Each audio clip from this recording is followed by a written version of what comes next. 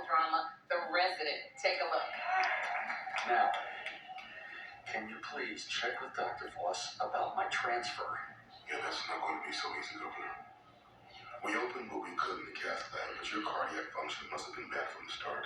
And right now, your heart is working only at 10%.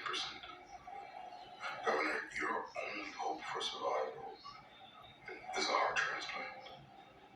Your heart was weak to begin with, and now you're in heart failure. The meds you're getting from that big IV in your chest are the only reason your heart is beating strong enough to keep you alive. Please welcome Malcolm Jamal Warner.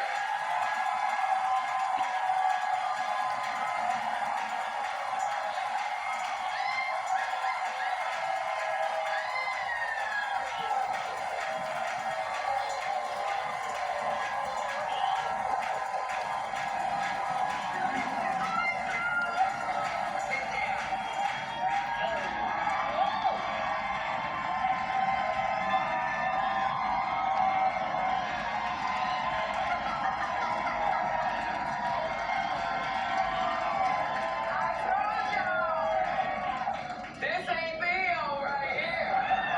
First of all, I didn't know when I didn't see the clip. You were here with your arms like this. Oh my goodness. Now, we have history together because you played my cheating ex-husband on the sitcom Sherry. You remember that? Look at that. Oh, look at that. Right there. It's so funny because I so loved working with you on the show. Did you like working with me? That was one of my favorite gigs. Oh, you like working on the show? Yeah, because we had such a good time. And so when you do a show, it's usually the person who's like the number one on the call sheet. They really set the tone.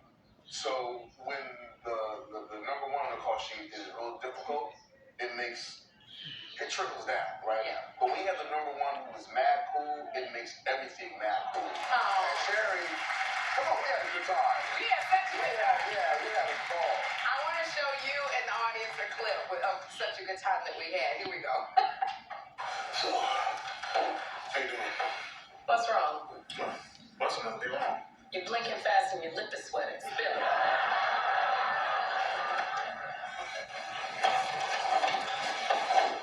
Listen, I need to talk to you about Paula. The greatest hope. I worked really hard on the nickname. I would appreciate you using it. I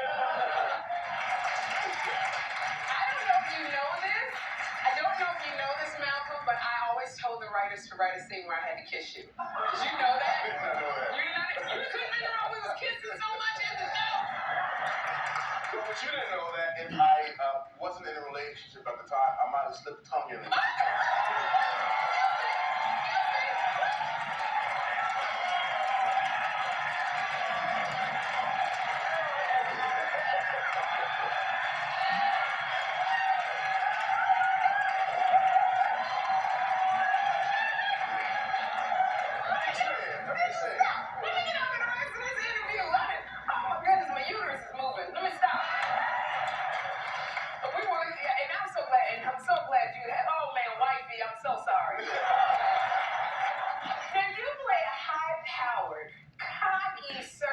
On The Resident. You are so hot. I gotta ask you,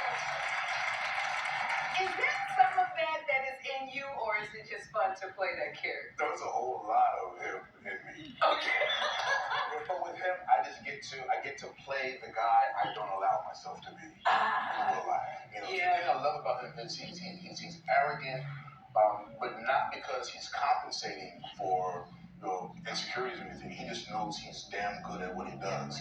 And he's so comfortable in his skin that he doesn't care what we think about him. He's just always going to say the truth. And as an artist, it's a fine line, because as an artist, you want to not care what people think about you. Yeah. But the success of your art greatly depends upon what people think about you. What people think of you. So it's great to have the freedom to, be in a space where I can play a guy who doesn't care about any of that. You know, watching you, you have to use so many the medical jargon and the terms. Is that hard? I've always wondered that. When you have to say that? Yes. It is. Yes. Yes, there's at least one term every episode that will trip, every actor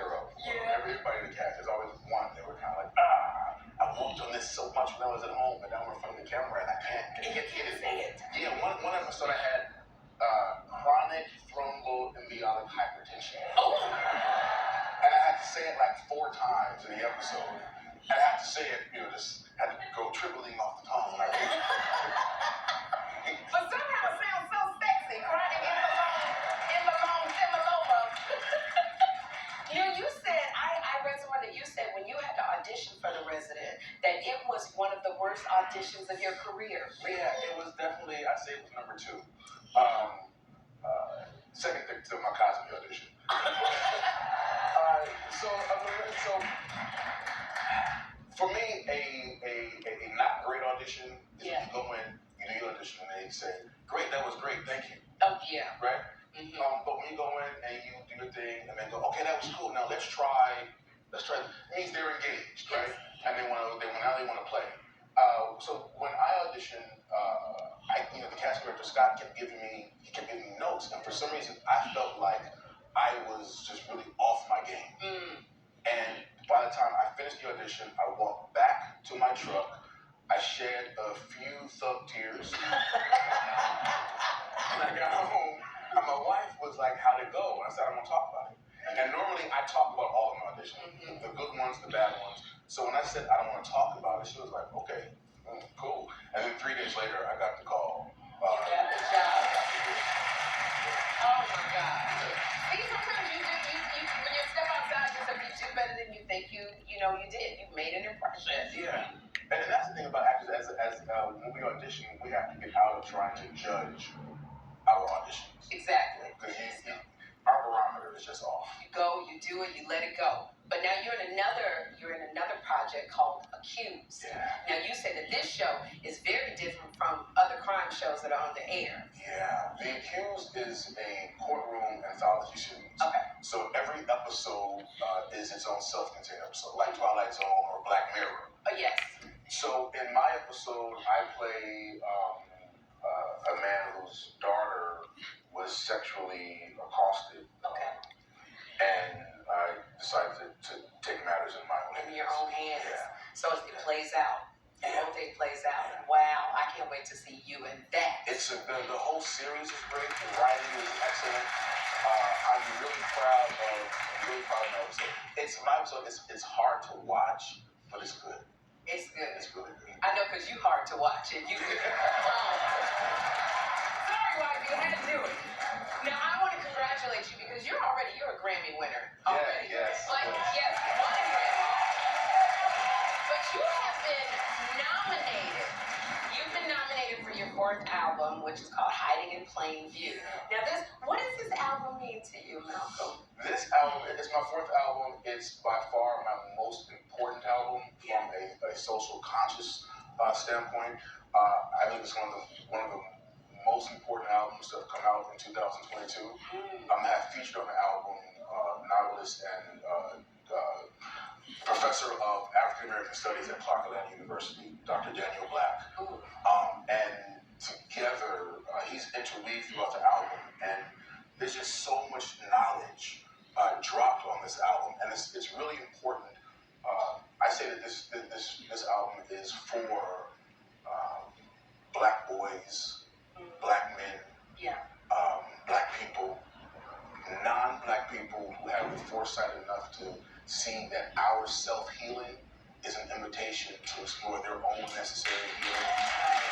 It's an album that could really shift the way we approach raising our Black boys, which will then have a profound impact on how they interact with each other and Black girls, and it will of course have an impact on how future Black men and Black women relate to each other and the world at large. Okay, Jeffrey and I are going to be listening to. Yeah, I think especially as a parent of a Black boy, you will dig it. But also, so I say that, so on the surface, it may seem on the surface that it's just about Blackness, but there is so much universality to the album that I've had, non-Black people really be able to relate to a lot of the album. So it's a really important album. And as the producer and musician, the album also sounds. It sounds good. Now I want to ask you, I gotta ask you this before you leave, because your daughter is 5 years old. Yeah. So she's at the, and so I know that you watched the episodes of the Cosby Show with her because you were on there for a long time. Now, when she sees her daddy, is she impressed? No, she's so unimpressed. She knows me. She's like, that's Papa. Where's Rudy? And for the longest time, she used to call the show Rudy's Family. Really? Yeah. And so then the crazy thing is, Keisha's always been my little Yes. since she was 4 years old. And Keisha's daughter is a couple of months older than my daughter. And they absolutely love each other. Oh. Yeah, it's amazing. So like they were just at the house over the weekend on Saturday. And like, me and Keisha look at our daughters playing, and then we look at each other and we're like, this is so surreal. Yes, it is. And you see these 2 little 5-year-old girls, playing and they're saying please and thank you, and but they're some grown women too. Already.